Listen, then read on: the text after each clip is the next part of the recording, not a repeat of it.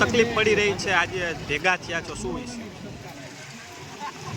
અમે બધા ભેગા એટલા માટે થયા છીએ કારણ કે અત્યારે તમે જોઈ શકો છો કે કેવા રસ્તા છે.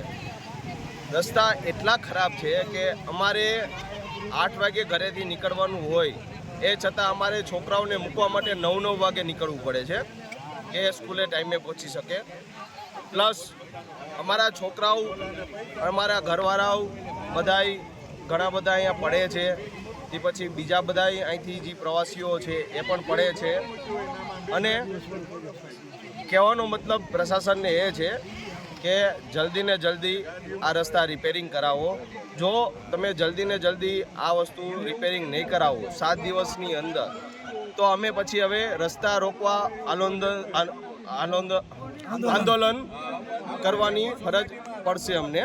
જેથી કરીને નમ્ર વિનંતી છે અમારી કે તમે જલ્દી ને જલ્દી રસ્તા રિપેરિંગ કરાવો. અને રિપેરિંગ એવી રીતના કરાવજો કે જેથી કરીને પાછું અમારે તમને કહેવું ના પડે. જેથી કરીને હમણાં થોડાક ટાઈમ પહેલાં કીધું હતું તો એક જેસીબી આવ્યું, અડધો કલાક ખાલી રહ્યું, અડધો કલાકમાં રહી અને વહી ગયું.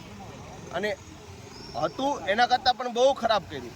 સામે તમે જોઈ શકો છો કીચડ એકદમ કરી નાખ્યું છે, જ્યાં બાઇક જાય તો સીધું સ્લીપ જ ખાય. એટલે જેથી કરીને પ્રશાસનને એવી નિવેદન છે કે તમે જલ્દી ને જલ્દી રસ્તા રિપેરિંગ કરાવો.